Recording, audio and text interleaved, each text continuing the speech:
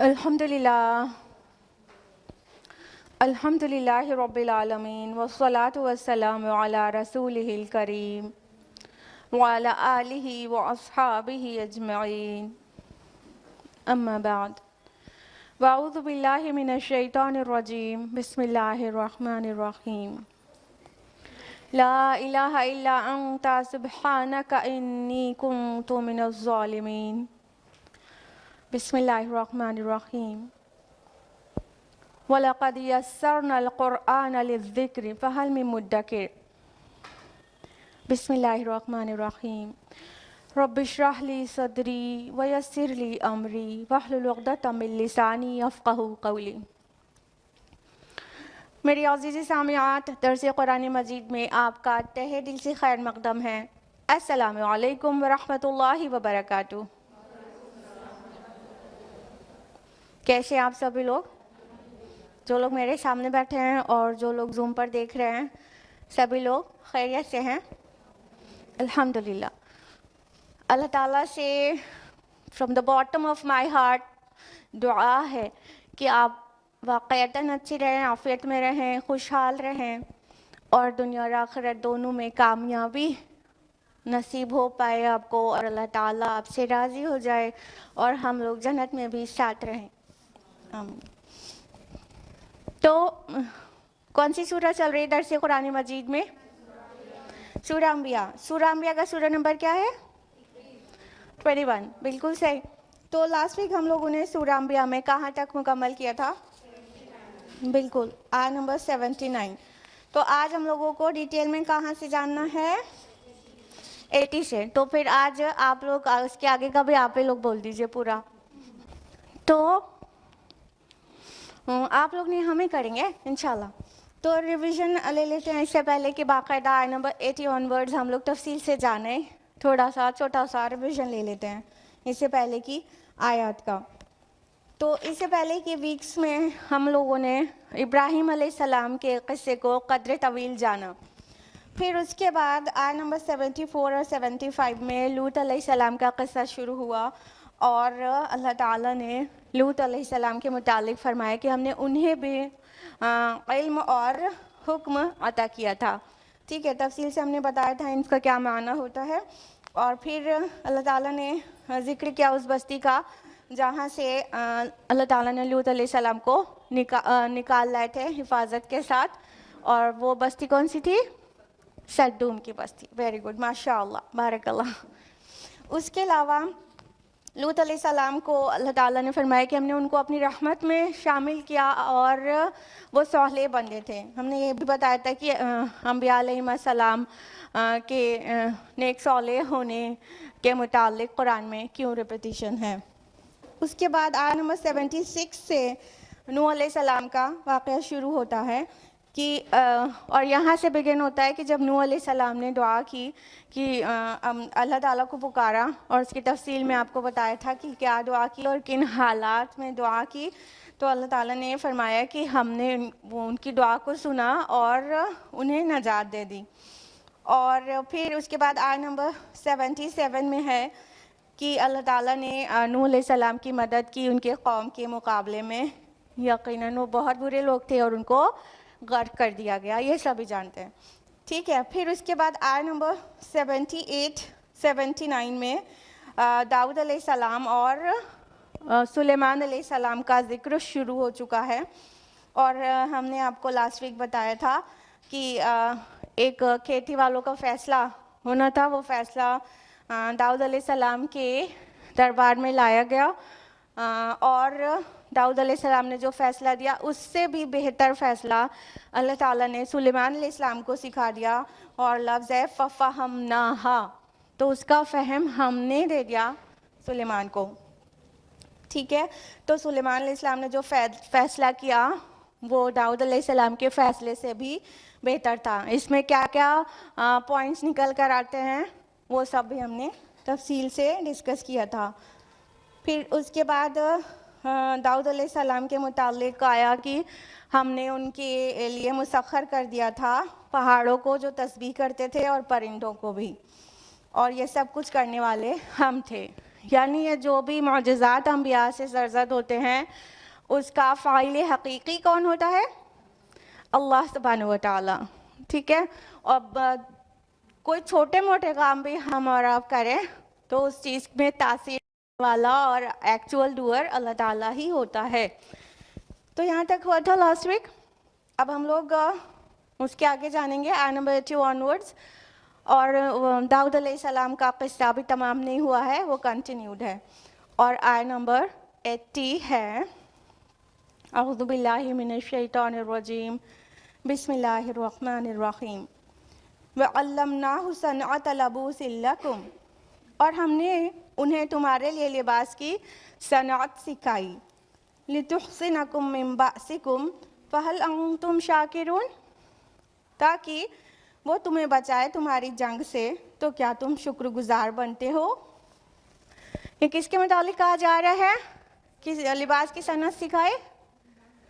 داؤد علیہ السلام کے بارے میں. جیسے کہ ہم نے کہا کہ داؤد علیہ السلام کا قصہ بھی چل رہا ہے, تو اللہ تعالیٰ نے داؤد علیہ السلام کے اوپر جو نعمت کی تھی اس کا ذکر کیا. فرمایا کہ ہم نے ان کو لباس کی صنعت سکھائی. تو صنعتی لباس کون سا ہو سکتا ہے بھائی؟ جی, زیرہ بختر. ٹھیک ہے. ایسا نہیں ہے کہ زیرہ بختر اس سے پہلے استعمال نہیں ہوتی تھی, لیکن داؤد علیہ السلام کے دور میں داؤد علیہ السلام نے جو ٹیکنالوجی انٹروڈیوس کی, اسپیشلی آئرن کو پیوریفائی کرنے کے لیے, آئرن کو ایکسٹریکٹ کرنے کے لیے, وہ اس سے پہلے عام نہیں تھی.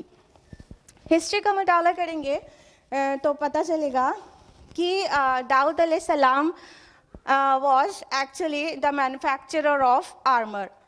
کیسے؟ کیونکہ اس سے پہلے جو وہ بنتے تھے نا زیرہ بختر,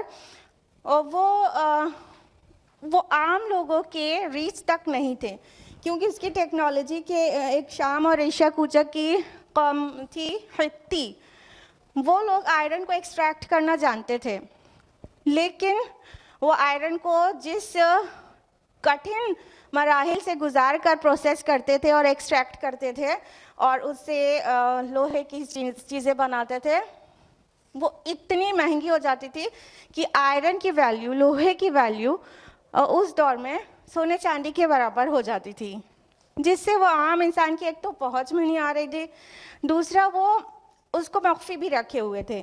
پھر اس کے بعد فلسطینیوں نے بھی آئرن کو ایکسٹریکٹ کرنا سیکھا, لیکن وہ بھی راز رکھے ہوئے تھے. تو عام لوگوں کے نالج میں آئرن کی جو ایکسٹریکشن ہے اور اس سے صنعت کاری سے جو زیرہ بختر وغیرہ یعنی جنگی لباس بنانا, اس کا جو ٹیکنالوجی ہے وہ عام لوگوں کی پہنچ میں ایک تو نہیں آ رہی تھی, اور دوسری بات یہ کہ وہ بہت زیادہ مطلب عام لوگوں کی افورڈ کرنے لائق بھی نہیں تھی اور اتنی اچھی نہیں تھی. تو داؤد علیہ السلام جب مبعوث ہوئے تو جس کو ہسٹری میں آئرن ایج پڑھتے ہیں 1200 to 1000 BC, 1200 سے 1000 قبل مسیح, یہ آئرن ایج کہلاتا ہے. داؤد علیہ السلام اسی ایج میں مبعوث ہوئے تھے. تو داؤد علیہ السلام نے ایک تو آئرن کے ایکسٹریکشن کو آسان بنایا, آسان ہی نہیں مطلب پھر وہ راز نہیں رہ گیا. دوسرا, جہاں پر فلسطین کے وہ علاقوں پر جہاں لوگ اب داؤد علیہ السلام تھے, وہ آثار قدیمہ کے مختلف ریسرچز سے پتہ چلتا ہے کہ وہاں پر جو لوہا پگھلانے کی بھٹیاں پائی گئی ہیں, وہ بھٹیاں آج کی جو ماڈرن ٹیکنالوجی بلاسٹ فرنیسز ہوتی ہیں اس سے بہت سملر وے میں, سملر ٹیکنالوجی سے ورک کرتی تھیں. داؤد علیہ السلام کے دور کی فرنس آج کی بلاسٹ فرنس ٹیکنالوجی پر بنی ہوئی تھی. یعنی اللہ تعالیٰ نے داؤد علیہ السلام کو آئرن کو ایکسٹریکٹ کرنے کا طریقہ سکھایا, اور پھر اس سے جو جنگی لباس یعنی زیرہ بختر آرمر کا جو مینوفیکچر ہوتا تھا وہ بہت ٹیکنیکل ہو گیا, اور وہ جس طرح داؤد علیہ السلام بناتے تھے اتنی अच्छी और मोल्ड होने वाली, फोल्ड होने वाली ज़िरा उससे पहले नहीं बनाई जाती थी. यानी एक्चुअली दाऊद अलैहिस्सलाम ने ज़िरा बख्तर को बेहतरीन तरीके से मैन्युफैक्चर किया और फिर आम भी किया. जैसे पहले की कौमें मतलब उनको कोई डिफीट ना कर सके तो उनके पास जो टेक्नोलॉजी होती थी वो दूसरों को नहीं बताते थे, लेकिन दाऊद अलैहिस्सलाम ने ऐसा नहीं किया और फिर ज़िरा बख्तर बनाने की टेक्नोलॉजी लोगों को भी पता चली. साथ ही वो इतना चीप कॉस्ट आती थी कि आप देखते हैं कि पूरा इंडस्ट्रियल डेवलपमेंट आयरन पर है, इज़न्ट इट?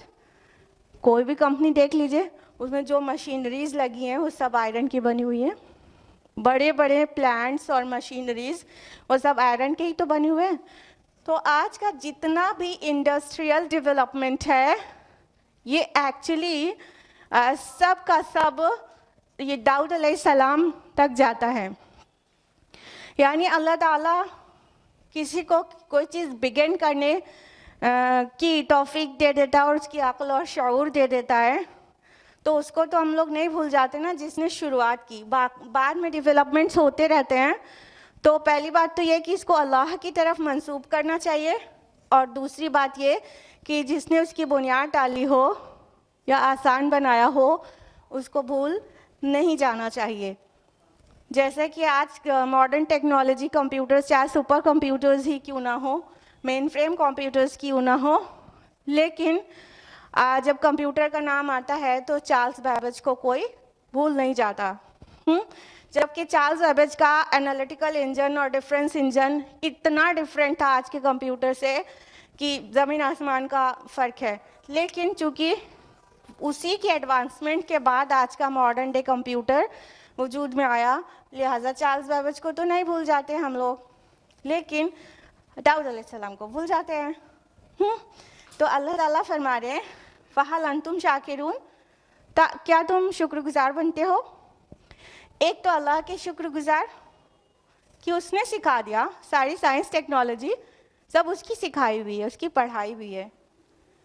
दूसरा, जो लोग हमसे पहले आए दे हैव कंट्रीब्यूटेड, और उनके कंट्रीब्यूशन को हमें एक्नॉलेज करना चाहिए. तो उनका क्या शुक्र करते हो? तो अल्लाह ताला का भी शुक्र, and the people came before us, उनका भी एक्नॉलेजमेंट और शुक्र. इस आयत से कुछ मसाइल भी निकल कर आते हैं.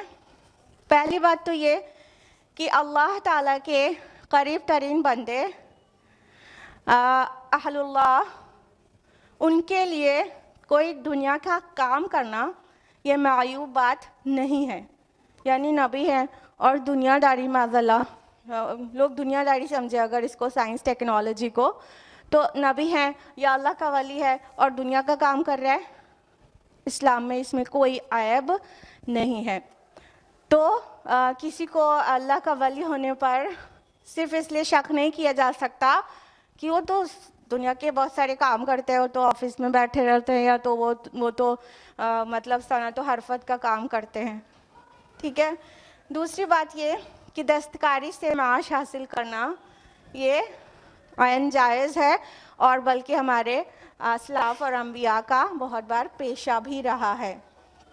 तीसरी बात ये इससे अख़ज़ की जा सकती है कि असबाब का इस्तेमाल तवक्कुल के मुनाफी नहीं है.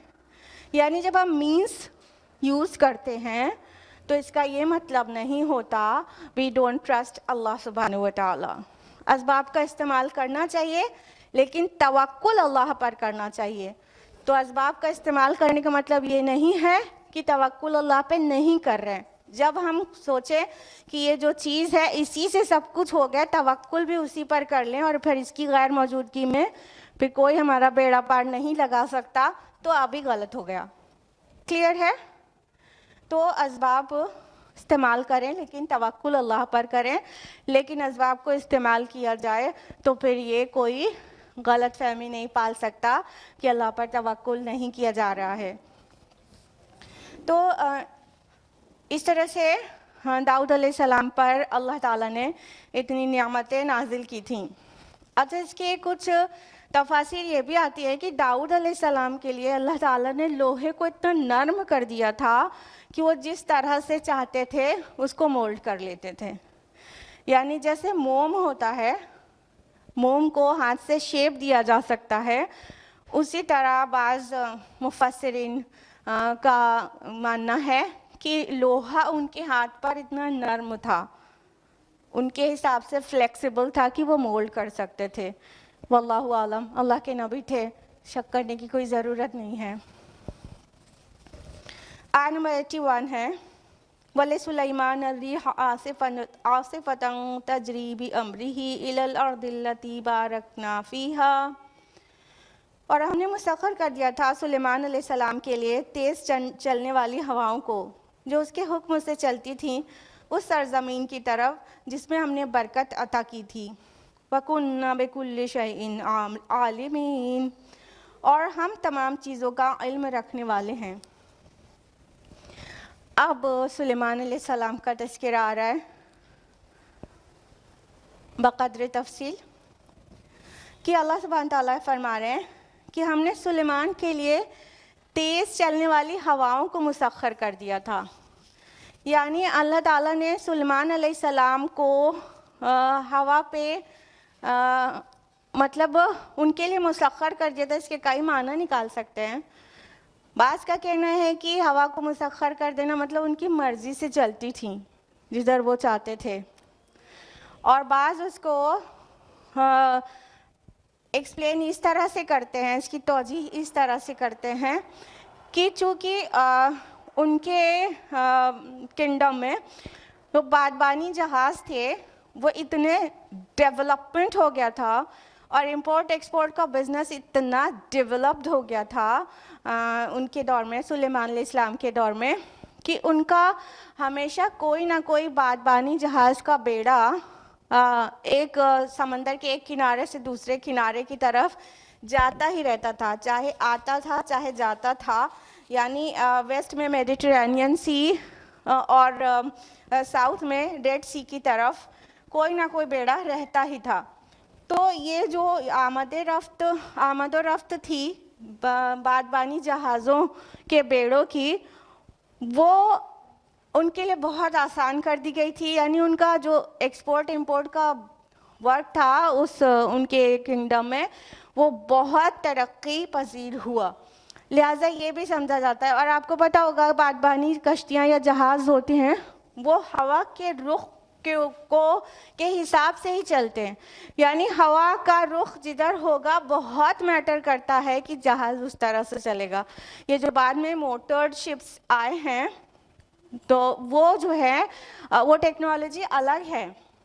पहले जो बादबानी कश्तियाँ और जहाज़ थे, देखा होगा पर्दों में, बड़े बड़े पर्दों में मतलब वो शिप्स होते थे या तो कह सकते हैं कश्तियाँ होती थी, उस पर बड़े बड़े पर्दे होते थे। तो वो हवा जिस तरह से उस पर पड़ती थी उस तरह से वो चलते थे। अगर ऑपोजिट डायरेक्शन में हवा चल रही हो तो फिर वो बादबानी कश्ती से सही जगह पे नहीं जाया जा सकता था। तो कहने का मतलब है कि ये भी समझा जा सकता है कि ये जो बादबानी जहाज़ होते थे इनको अल्लाह ताला का हुक्म था कि सुलेमान अलैहिस्सलाम का ये जहाज़ जिधर जाएंगे हवा उस रुख पर चलेगी। और ये भी है कि सुलेमान अलैहिस्सलाम के जो जहाज़ हैं या उनका हवाई सफ़र है वो बहुत फास्ट था, जिसका जिक्र सूरह सबा सूरह नंबर 34 आयत नंबर 12 में आया है कि एक सुबह का सफ़र 1 महीने की मुसाफत के बराबर और एक शाम का सफ़र 1 महीने की मुसाफत के बराबर होता था। यानी एक तेज़ घुड़सवार जिस दूरी को 1 महीने में पूरा करेगा वो एक सुबह में पूरी हो जाती थी वो दूरी, और जो घुड़सवार 1 महीने में जिस सफ़र को पूरा करेगा वो एक शाम को पूरी हो जाती थी। सुलेमान अलैहिस्सलाम की सफ़र की दूरियां तय हो जाती थीं। तो इस तरह से भी अल्लाह ताला ने इलाबोरेट किया है कि सुलेमान अलैहिस्सलाम के लिए हवा को اللہ تعالیٰ نے کتنا مسخر کر دیا تھا.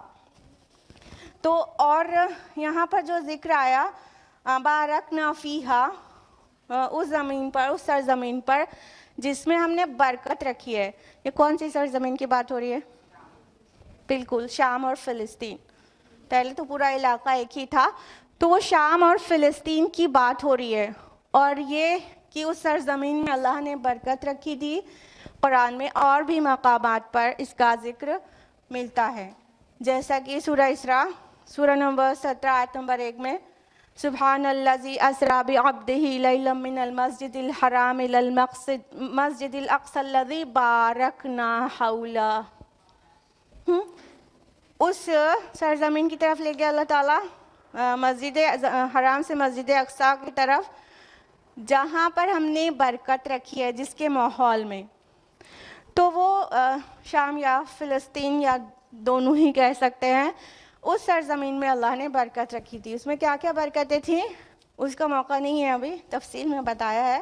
مادی برکتیں بھی تھیں اور روحانی برکتیں بھی تھیں. تو اللہ تعالیٰ فرما رہے ہیں کہ جو بھی سلیمان علیہ السلام کے لیے انہوں نے ہوا کو مسخر کر دیا تھا. اب ایک بڑے لطیف نقطے کی طرف امام رازی رحمہ اللہ نے لوگوں کی اٹینشن کی ہے کہ والد کے لیے کثیف ترین چیز کو مسخر کر دیا گیا. One of the hardest thing is stone. پہاڑوں کو مسخر کر دیا گیا کس کے لیے؟ داؤد علیہ السلام کے لیے. اور one of the softest thing, لطیف ترین چیز، ہوا کو مسخر کر دیا گیا کس کے لیے؟ بیٹے کے لیے، سلیمان علیہ السلام کے لیے. تو یہ اللہ کا فضل ہے، جسے چاہے نوازتا ہے. ہمارے اور آپ کے نہ ماننے یا ہمارے اور آپ کے رال ٹپکانے سے کیا ہوتا ہے؟ یہ اللہ کا فضل ہے، جسے چاہے دیتا ہے.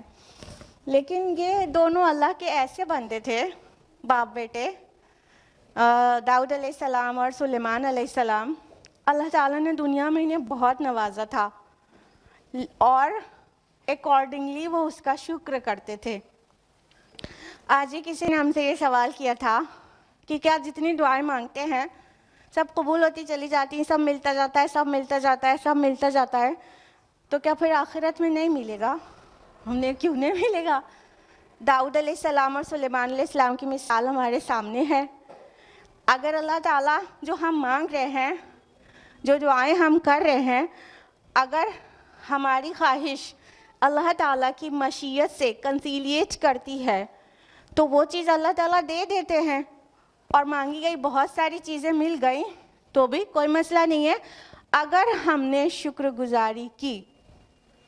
اگر ہم اللہ تعالیٰ کے آگے سجدہ شکر میں گر گئے اور ہم نے تکبر نہیں کیا، یہ تو میری قابلیت ہے، یہ تو میرے علم کی بنیاد پر ملا ہے، یہ تو میرے اسکل کی بنیاد پر ملا ہے، میں نے بہت محنتیں کی ہیں، میں نے بہت پسینہ بہایا ہے، تب جا کے مجھے آج یہ پوزیشن حاصل ہوئی ہے. یہ سارے جو جملے ہیں یہ تکبر کے ہیں کہ اللہ نے کچھ عطا کیا تو اس کا کریڈٹ خود کو لے لیا، خود کو دے دیا، اور 100% اس کا جو ریزن ہے وہ اپنی قابلیت کو دے دیا گیا. جیسے کہ قارون نے کہا تھا میرے علم کی بنیاد پر ملا ہے. تو چاہے کوئی ڈاکٹر ہو، چاہے پروفیسر، چاہے کوئی انجینئر ہو یا بیوروکریٹ، اس کو جو کچھ عطا کیا گیا ہے، اگر وہ رب کے آگے ایسا ہی ہمبل ہے جیسے سلیمان علیہ السلام اور داؤد علیہ السلام تھے، تو نور علی نور ہے، دنیا میں بھی مل رہا ہے، آخرت میں بھی. لیکن دنیا میں اگر مانگا گیا اور ملتا گیا ملتا گیا ملتا گیا اور اس پر شکر کرنے کے بجائے کبر کیا، کریڈٹ خود کو دے دیا، اللہ کی عطا نہیں سمجھی، اور ھذا من فضل ربی کہنے کے بجائے یہ کہنے لگے کہ یہ میری کوششوں کا نتیجہ ہے، تب گڑبڑ ہے. دنیا میں تو مل گیا، آخرت میں مشکل ہو جائے گا. تو سلیمان علیہ السلام اور داؤد علیہ السلام میں نہایت عمدہ مثال ہے کہ دنیا میں جب اللہ کسی کو عطا کرے تو ہمارا ریسپانس کیسا ہونا چاہیے، اور ہمیں اور ہمبل ہو جانا چاہیے، اور ہر دم اللہ کی ہی شکر گزاری کرنا چاہیے۔ اللہ نے واضح کیا ہے سورہ ابراہیم سورہ نمبر 49 نمبر 7 میں، لَإِن شَكَرْتُمْ لَأَزِيدَنَّكُمْ، اگر تم نے شکر گزاری کی تو ہم تمہیں اور دیں گے، اور دیں گے۔ تو ہم شکر گزار بنیں، اگر دنیا میں دعائیں قبول ہوتی یا چیزیں ملتی ہیں جو دنیاوی ہم چاہتے ہیں مل رہی ہے، ویل اینڈ گڈ، خوب شکر کریں اللہ تعالیٰ کا، تو آخرت میں ملے گی۔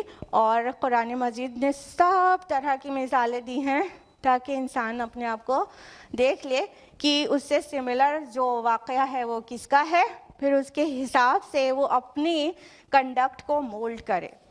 تو دنیا میں عطا جن کو اللہ کرتا ہے وہ دیکھیں کہ داؤد علیہ السلام اور سلیمان علیہ السلام میں اللہ نے ایسا کیا رکھا تھا کہ دنیا میں ملنے کے ساتھ ساتھ انہیں آخرت میں بھی ملے گا، اور اس کی سب سے پیک چیز ہے شکر گزاری۔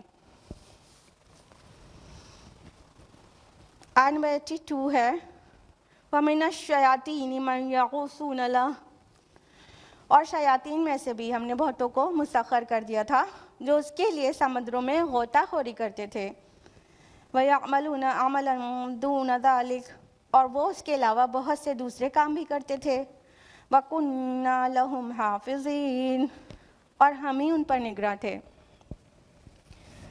اب اللہ سبحانہ تعالیٰ سلیمان علیہ السلام پر اپنی اور بلیسنگز کا ذکر کر رہے ہیں، اور ان میں سے ایک بلیسنگ ہے کہ شیاطین، اور یہاں پہ بمعنی جن ہے، کہ جنوں کو بھی اللہ تعالیٰ نے سلیمان علیہ السلام کے لیے مسخر کر دیا تھا، یعنی جن کی برادری کے لوگ دے سروڈ سلیمان علیہ السلام۔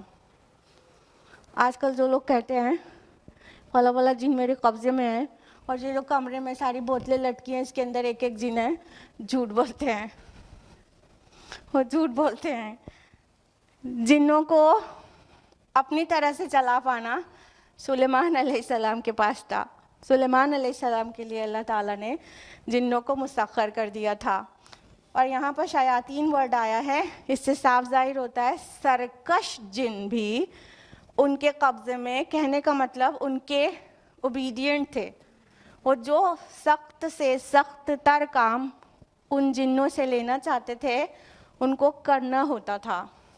تو اللہ تعالیٰ نے فرمایا کہ وہ جن کو ان کے قبضے میں کر دیا تھا، کہنے کا مطلب مسخر کر دیا تھا جو لفظ آئے قرآن میں، تو غوطہ خوری کرتے تھے وہ، یعنی سمندر کی تہوں میں جا کر موتیاں نکال کر لاتے تھے، مونگے نکال کر لاتے تھے۔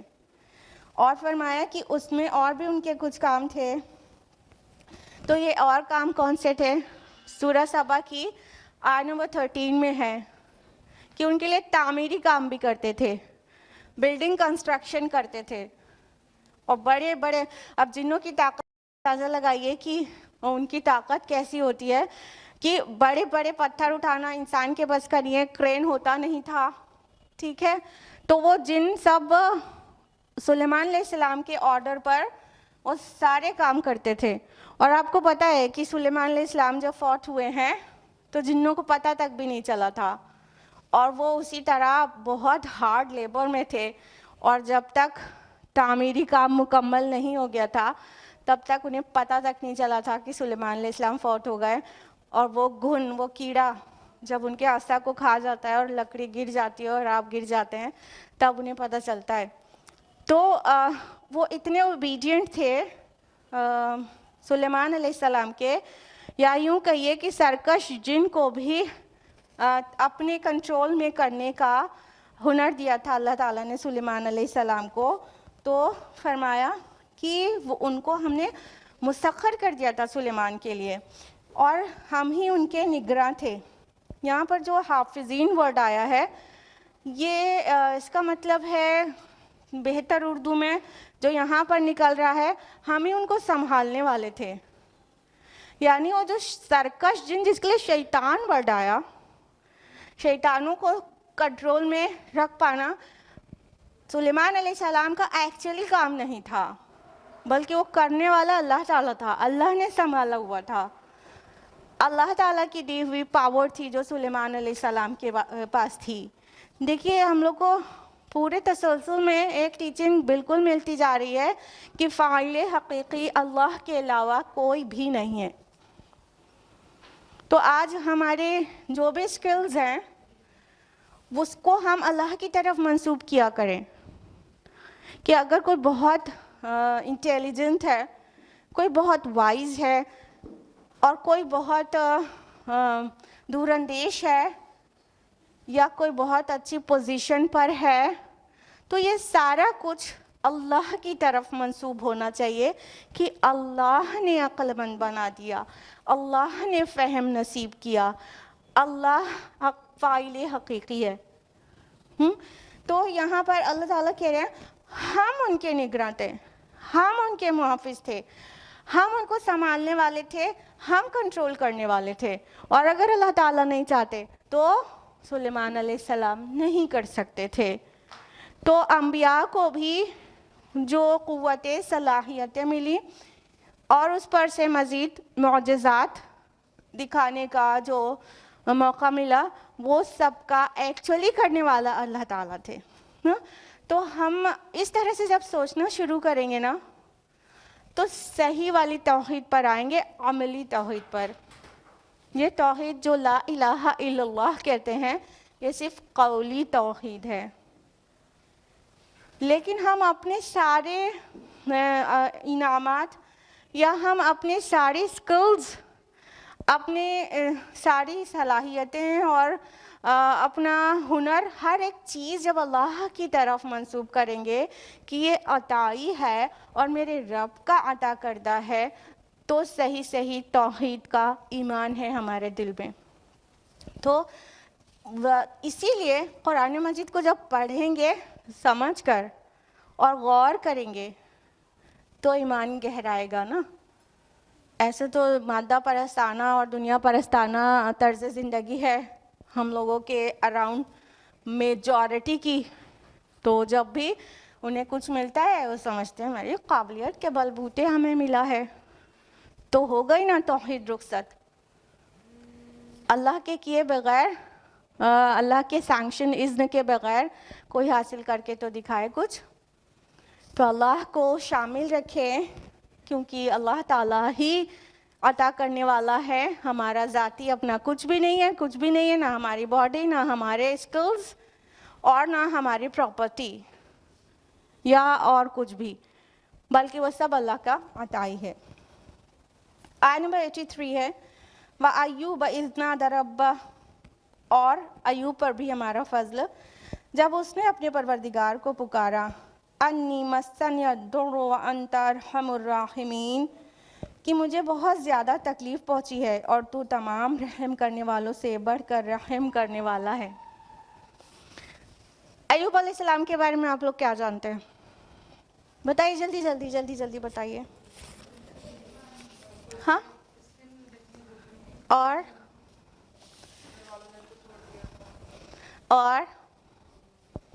उनका क्या चीज़ फेमस है? सब्र अय्यूब फेमस है। अब चलिए हिस्ट्री से जानिए अय्यूब अलैहिस्सलाम के बारे में।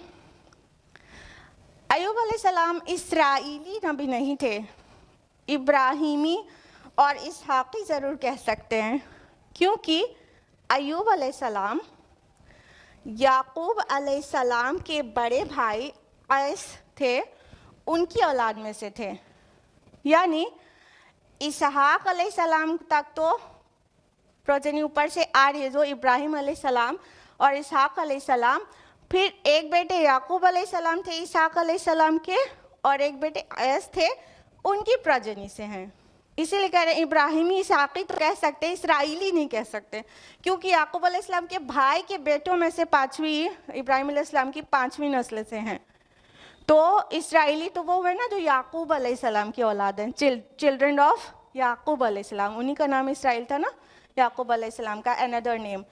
तो अय्यूब अलैहिस्सलाम इसराइली तो नहीं, लेकिन हाँ इब्राहिम अलैहिस्सलाम के ही ख़ानदान से हैं, और उनकी उम्र 210 साल थी। उसके अलावा ये वो पीरियड है जिसको 1800 या 1850 BC जो पीरियड था, वो पीरियड, उस पीरियड में वो मबूस हुए थे, यानी तकरीबन 1800 साल क़ब्ल मसीह। अय्यूब अलैहिस्सलाम एक ऐसे नबी थे जिनको अल्लाह ताला ने बहुत सारी वेल्थ दे रखी थी, वो बहुत मालदार थे, और साथ ही उनके अंदर सब्र और साबित कदमी बहुत थी। यूँ तो सभी अंबिया में होती है, लेकिन इस्राएली रिवायात में आता है कि अय्यूब अलैहिस्सलाम के मुतालिक शैतान ने अल्लाह ताला से कहा कि वो तो आपका शुक्रगुजार इसलिए है और सब्र वाला इसलिए है क्योंकि आपने उसको इतना दे रखा है, अभी ये सब चीज़ ना हो तब अभी हकीकत का पता चल जाए। तो अल्लाह ताला ने अय्यूब अलैहिस्सलाम को जो कुछ अता किया था, यानी बहुत सारी वेल्थ दी थी, और फॉर्म ऑफ वेल्थ ये प्लास्टिक मनी नहीं रहेगा ना, ध्यान है ना। अभी आपके पास कितने डेबिट क्रेडिट कार्ड्स हैं, इससे पता चलता है कितनी कार्ड्स हैं, इससे पता चलता है इंसान का वेल्थ और स्टेटस, या बैंक बैलेंस से पता चलता है, राइट। तो उस टाइम पर जो वेल्थ का फॉर्म्स थे वो जानवरों का गल्ला, खेती, ज़मीन, ये सब से, नौकर चाकर, तो इन सभी चीज़ों से अल्लाह ताला ने अय्यूब अलैहिस्सलाम को नवाजा था। फिर उनके ऊपर हालात ऐसे डाले गए कि उनके माल का भी नुकसान हो गया, उनकी औलाद कहा जाता है कि मतलब ज़मीन में दबकर मर गई। फिर उनकी जो हेल्थ थी वो अल्लाह ने ले ली, और उन्हें हेड टू टो ऐसी स्किन डिजीज़ हो गई थी कि उसमें बड़े बड़े फोड़े पड़ गए थे, और फोड़े में इंतहाई बदबू होती थी और इन्फेक्शियस होते थे। तो उनके अराउंड के लोग भी उनसे दूर हो गए। कहा जाता है कि बीवी भी या तो इस वजह से हुई होगी या किसी भी वजह से अल्लाह ने बीवी, औलाद, माल के सारे फॉर्म्स सब कुछ उनसे ले लिया, और उन्होंने सब्र सुबात से काम लिया। ये अरसे दराज गुजर गया इसमें, उसके बाद उन्होंने अपने रब से क्या कहा वो गौर करने लायक है। क्या कहा? अन्नी मस्तन या दुर्रो व अंत अरहमुर राहिमीन। उन्होंने कहा बेशक मुझे एक तकलीफ ने छुआ है,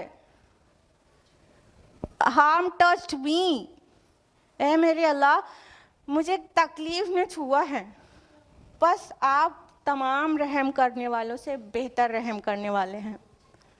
कुछ लोग कहते हैं कि ये शिकवा है, इसमें कौन सा अंदाज़े शिकवा है? वो क्या कह रहे हैं अल्लाह के सामने? इस बात को कबूल कर रहे हैं कि बेशक मुझे तकलीफ़ पहुंच रही है, और अल्लाह ताला के आगे गिड़गिड़ा रहे हैं कि अल्लाह ताला आप तो सभी रहम करने वालों से बड़े और बेहतर रहम करने वाले हैं।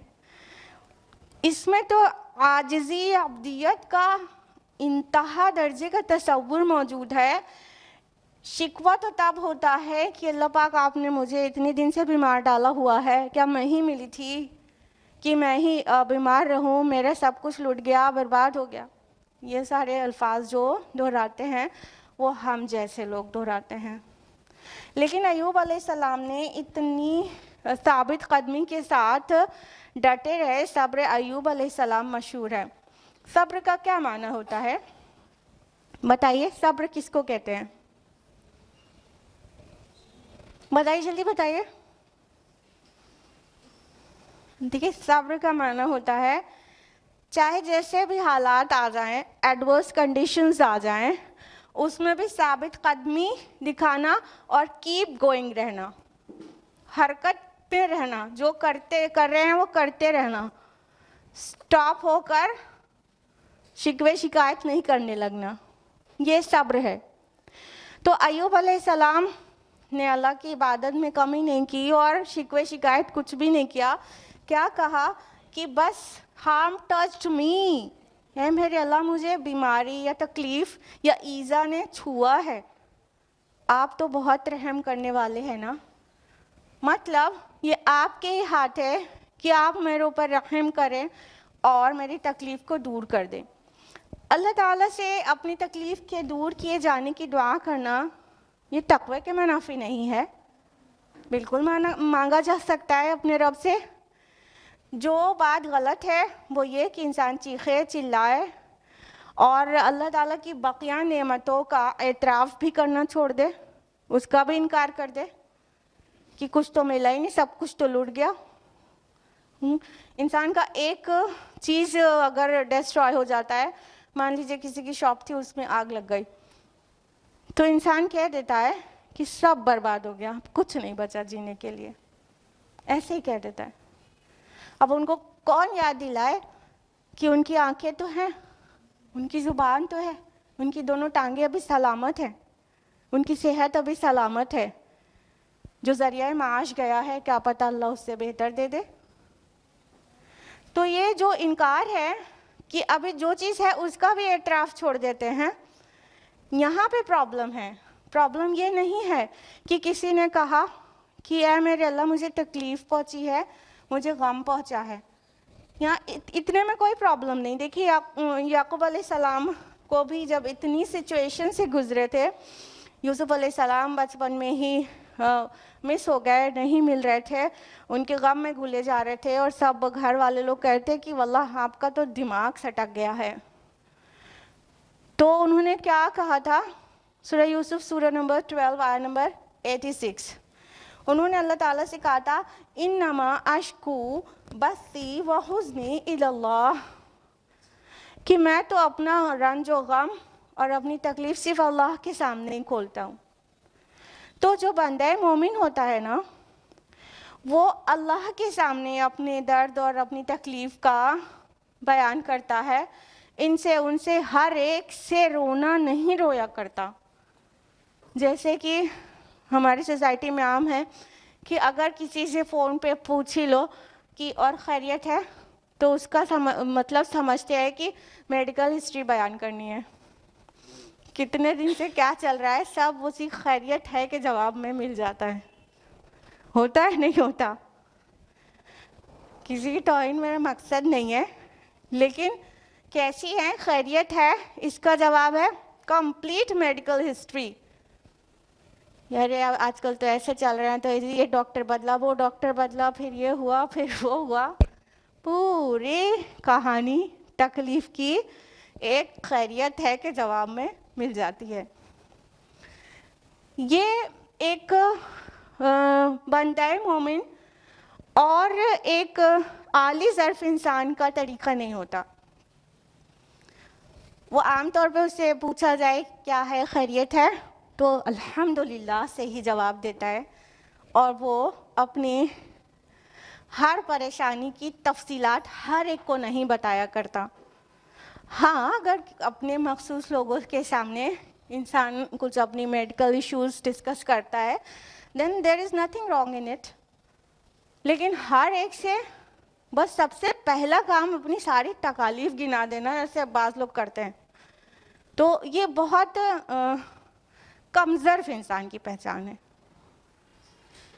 اور عالی ظرف انسان اپنے رب سے کہتے ہیں اور ہر ایک سے نہیں کہا کرتے ہیں۔ ہر وقت زبان پر حرف شکوہ اور حرف تکلیف نہیں رہتا، بلکہ الحمدللہ رہتا ہے۔ ہمارے پیارے نبی صلی اللہ علیہ وسلم کا کیا طریقہ تھا؟ مشکل کے وقت بھی کہتے تھے الحمدللہ علی کل حال، ہر حال میں اللہ کا شکر ہے۔ کبھی غور کریے گا اس پر کہ ہر حال میں کیوں کر اللہ کا شکر ہے؟ سوچتے جائیں گے، فل سٹاپ نہیں لگ پائے گا کہ ٹھیک ہے کچھ بیماری ہے، لنگس کی پرابلم ہے، کسی کو ہارٹ کی پرابلم ہے، کسی کو ہائپر ٹینشن ہے، ڈیپینڈس، کسی کو 3 4 5 6 ملٹیپل پرابلمس جس کو ڈاکٹرز کہتے ہیں وہ ہے۔ اس کے علاوہ تو باقی چیزیں ٹھیک ہے نا، گھر پہ ابھی بھی تو چھت ہے، ہاں، پیر میں ابھی بھی تو شوز ہیں، آنکھوں میں روشنی ابھی بھی تو باقی ہے، سوسائٹی میں عزت ابھی بھی برقرار ہے، گنتے رہیے۔ تو کیا مطلب ہوا الحمدللہ علی کل حال؟ کچھ ایک تکلیفیں ہیں نا، باقی سب کے لیے تو الحمدللہ، ہر حال میں الحمدللہ۔ اللہ تعالیٰ کی بلیسنگز تو اتنی انکاؤنٹیبل ہیں، اور جو ہارمس ہیں क्लैमिटीज़ हैं वो काउंटेबल हैं। तो हर हाल में अल्लाह ताला का शुक्र है, और बहुत शुक्र है, और बहुत शुक्र है। तो ये तरीक़ा था अंबिया का। तो उन्होंने अपनी तकलीफ़ का शिकवा नहीं, उसको मेंशन अल्लाह के सामने किया, और अब्दियत का जो अंदाज़ है वो देखिए, अपने रब की तारीफ़ की, हम्द व सना की उस चीज़ के लिए कि अल्लाह आप अरहमुर राहिमीन हैं और हम आपकी रहमत के मोहताज हैं। जब तक आपकी रहमत हम पर साया ना कर ले तब तक हमारा ही काम मुश्किल है, आपकी रहमत की मोहताजी है मेरे अल्लाह। आयत नंबर 84 में अल्लाह ताला का जवाब आ गया, फस्तजबना लहू फकशफना मा बिही मिन दुर्र, और हमने उसकी दुआ कबूल की और उसको जो तकलीफ़ थी उसे दूर कर दिया। वातैनाहु आलहु व मिस्लहुम मअहुम, और हमने उसे अता किए उसके घर वाले और उनके साथ उतने ही और भी। रहमतम मिन इंदिना व ज़िक्रा लिल आबिदीन, अपनी तरफ से ख़ास रहमत के तौर पर, और ताकि नसीहत और याद दहानी हो इबादत करने वालों के लिए। तो अय्यूब अलैहिस्सलाम ने दुआ की कि अल्लाह तकलीफ़ ने मुझे छुआ है और आप अरहमुर राहिमीन हैं। तो अल्लाह ताला फ़ौरन आपकी पुकार को पहुँचे और फरमाया कि हमने उनकी तकलीफ़ को दूर कर दिया, और हमने उनको अता किया उनके घर वाले और उनके साथ और भी। यानी उनके पास जो कुछ भी था, माल असबाब से लेकर बीवी और औलाद तक और सेहत तक, वो सब कुछ टेम्परेरी लिया गया था, लेकिन वो बंदे मोमिन उन्होंने बिल्कुल इंतहा दर्जे का सब्र तहम्मुल का मुजाहिरा किया, और अल्लाह ताला ने एक एक चीज़ उनको लौटा दी। उनकी सेहत, उनकी बीवी, उनके औलाद फर्दर, और माल, और बहुत सारा माल, सब कुछ डबल कर दिया। यानी जो कुछ लिया था ना सिर्फ वो दिया, बल्कि फरमाया वातैनाहु आलहु व मिस्लहुम मअहुम, और हमने उसे अता कि उसके घर वाले और उनके साथ उतने ही और भी।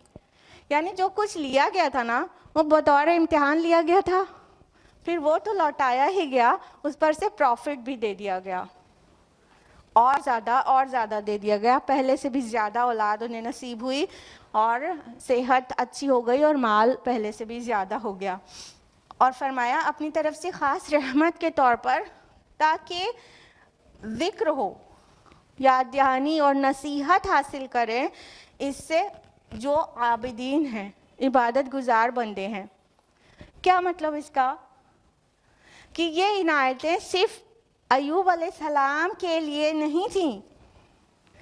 कोई भी बंदे मोमिन, कोई भी बंदे आजिज़, कोई भी बंदे आबिद जब सब्र के मराहिल में एक्चुअली सब्र कर पाता है, साबित कदम रहता है, रब का शुक्रगुजार रहता है और साबिर रहता है, तो अल्लाह ताला उसको भी, उसकी परेशानियों को भी दूर कर देते हैं, उसको भी माला माल कर देते हैं। नसीहत अखज़ करें आबिद बंदे, सच्चे इबादत गुजार, कि देखें अय्यूब अलैहिस्सलाम को दिया था, फिर लिया सब कुछ ले लिया, बहुत कुछ, और फिर लौटा दिया और बढ़ा के लौटा दिया। तो हमारे और आपकी लाइफ में भी जो कमियां आ जाती हैं, कोई चीज़ अल्लाह ले के आजमा रहा होता है, तो उसे आजमाइश ही जाने, हारे दिल होके ना बैठ जाएं कि पहले के दिन देखो क्या हम लोग देसी घी में खाना बनाते थे और इतने नरम बिस्तर पे सोते थे, और एक आज का दिन है। नहीं, साबित कदमी दिखाएं, कीप गोइंग रहें। जो इबादत का मामूल है, जो शुक्र का मामूल है, जो ज़ुबान पे शिकवा नहीं लाने का मामूल था, वो सब कंटिन्यूड रखें। अल्लाह ताला लौटा देगा, ये टेम्परेरीली लिया गया है, लौटा भी देगा। इन केस ज़िंदगी में नहीं लौटाया गया तो जन्नत में तो कहीं नहीं गया ना। साबिर और शाकिर की जगह क्या है? जोर से बोले, चहक कर, जन्नत। तो जब हम सब्र और शुक्र का मुजाहिरा करेंगे, मान भी लीजिए कि दुनिया में नहीं भी मिला, नहीं नज़र आया, कोई बात नहीं, जन्नत में तो माला माल कर दिए जाएंगे। तो इससे नसीहत अखज़ करना है। ये किस्से कहानियाँ तो कुरान ऐसे एंटरटेनमेंट के लिए तो नहीं सुनाता, जैसे कि यूट्यूब पे जाया जाता है और टेलीविज़न खोल के स्टोरीज सुना जाता है, देखा जाता है। यहाँ पे स्टोरी टेलिंग इस फॉर्म में तो नहीं है। हाँ, स्टोरीज हैं, क़सस हैं, लेकिन उससे नसीहत अखज़ करने के लिए हर नबी के हर क़िस्से में या पिछली कौमों के हर वाक़यात में नसीहतें भरी पड़ी हैं। एक नसीहत, दो नसीहत नहीं, बहुत सारी। तो जब हम कुरान पढ़े समझें तो उससे कुछ ना कुछ टेक अवे भी लें, कुछ उससे अखज़ करें। तो अय्यूब अलैहिस्सलाम के स्टोरी से क्या टेक अवे मिला? हर हाल में सब्र, साबित कदमी और अल्लाह का शुक्र और शिकवा कभी भी नहीं। आयत नंबर 85 है, व इस्माईल व इद्रीस व ज़ुल्किफ्ल कुल्लुम मिनस साबिरीन। और इसी तरह इस्माईल अलैहिस्सलाम और इद्रीस अलैहिस्सलाम और ज़ुल्किफ्ल पर भी वो सब के सब साबिरीन थे। अब अल्लाह ताला अपने दीगर अंबिया का नाम से मुख्तसर में ज़िक्र करते हुए फरमा रहे ये सब साबिर थे। यानी इसके पहले सब्र अयूब मशहूर है, वो कुरान से यहीं से टेकन है कि अब अयूब अलैहिस्सलाम का क़िस्सा उनके बारे में बयान करने के बाद में और अंबिया को इंक्लूड करके कह दिया गया वो साबिरीन में से थे। देखिए, इद्रीस अलैहिस्सलाम के बारे में आप लोग क्या जानते हैं? He was an ancient prophet. आदम अलैहिस्सलाम के बाद और नूह अलैहिस्सलाम से पहले मबूस हुए। शेख अलैहिस्सलाम उससे पहले मबूस हो चुके थे। तो ये कदीम अंबिया में से एक है इद्रीस अलैहिस्सलाम। और इस्माईल अलैहिस्सलाम के बारे में क्या कहना है, सबको सब कुछ पता है। और ज़ुल्किफ्ल अलैहिस्सलाम का जिक्र है यहाँ पर। तो ज़ुल्किफ्ल के बारे में कोई तहकीकी मालूमात नहीं है, कुछ इसे वाज़ेह नहीं होता, यहाँ तक कि ये भी बहुत तहकीकी नहीं है कि वो नबी ही थे। डाउट है कि नबी भी हो सकते हैं और नहीं भी, लेकिन ज़्यादा चांसेस नबी होने के हैं, ज़्यादा प्रोमिनेंट ओपिनियन, क्योंकि उनका नाम जहाँ कहीं पर आता है ना ज़ुल्किफ्ल, वो अंबिया के साथ ही आता है। तो इससे अंदाज़ा लगाया जा सकता है कि वो भी नबी हैं, ना कि कोई गैर नबी। तो ज़ुल्किफ्ल अलैहिस्सलाम के मुतालिक मुख्तलिफ अक़वाल हैं। कुछ लोगों का मानना है कि ये किसी दूसरे नबी का ही दूसरा नाम है, जैसे कि नबी सल्लल्लाहु अलैहि वसल्लम का नाम मोहम्मद के साथ साथ अहमद भी था। याकूब अलैहिस्सलाम का एक और नाम क्या था? इसराइल, ठीक है। और ईसा अलैहिस्सलाम को और क्या कहते हैं? मसीह अलैहिस्सलाम ना, मसीह कहते हैं। तो अंबिया के एक से ज़्यादा भी नाम हैं। तो बाज़ का मानना है कि ये ज़ुल्किफ्ल, कोई कहता है यूशा अलैहिस्सलाम का नाम है, कोई कहता है इलियास अलैहिस्सलाम का दूसरा नाम है, यहाँ तक कि कोई कहता है ज़करिया अलैहिस्सलाम का नाम है, या तो फिर तौरात में हज़क़ील अलैहिस्सलाम का जिक्र है, कहते हैं उनका नाम है। ये मुख्तलिफ अक़वाल हैं। उन सब के अलावा एक बहुत इंटरेस्टिंग बात यह है कि मौजूदा दौर के एक मुहक्किक और मौलाना मनाज़िर हसन गिलानी, उनकी तहक़ीक़ है, उनका रिसर्च है कि ये ज़ुल्किफ्ल he was none but Gautam Buddha. उनका मानना है ये गौतम बुद्ध थे, यानी गौतम बुद्ध एक नबी थे। ये उनका तहक़ीक़ और उनका रिसर्च का रिपोर्ट है जो हम आपको बता रहे हैं, और उन्हें बड़े स्ट्रॉन्ग दलाइल दिए हैं। गौतम बुद्ध कहाँ पैदा हुए थे बताइए? गौतम बुद्ध कहाँ पैदा हुए थे? कपिल वस्तु में ना। तो ये जो कपिल वस्तु है कहते किफ्ल है, उसी को कपिल, क्योंकि ये पा अरबी ज़ुबान में पा तो होता नहीं, 3 नुक्ते के साथ पा तो होता नहीं, तो वही किफ्ल है। तो कपिल वस्तु मतलब किफ्ल वाला, ज़ुल किफ्ल, ये वो है। और उन्होंने जो اب آپ لوگ سوچ رہے ہوں گے کہ گوتم بدھ کی جو ٹیچنگز ہیں وہ پروفٹ کی ٹیچنگ کہاں ہو سکتی ہے؟ تو ہم کہیں گے کہ مسیح علیہ السلام کی جو فالوورز ہیں وہ جو فالو کر رہے ہیں وہ بھی تو مسیح علیہ السلام کی ٹیچنگ نہیں ہے. تو اس میں یہ گنجائش تو رہتی ہے کہ ان کی ٹیچنگز کو بہت مسخ کر دیا گیا ہو اور مسخ شدہ ٹیچنگز تعلیمات کو فالو کیا جا رہا ہو. پہلے کیا تھی اور ابھی کچھ کب کیا سے کیا ہو چکی ہے. تو یعنی ممکن ہے ان کا جو ریسرچ ہے اس کے اسٹرانگ دلائل ہیں. باقی آئی کین سے واللہ عالم، اللہ بہتر جانتا ہے. تو بعض مفسرین ذوالکفل کے بارے میں کہتے ہیں کہ ذوالکفل کا معنی ہوا دوہرا اجر پانے والا. تو ان کی حکومت شام میں بھی تھی اور بیبیلونیا عراق میں بھی. تو وہ دونوں جگہ ان کا جو اثر ہے بنی اسرائیل کے اوپر وہ انہی کا اثر سب سے زیادہ ہے. تو ذوالکفل کا مطلب دوہرا اجر پانے والا، اور وہ ایک اسرائیلی نبی تھے. I would like to say it again, واللہ عالم.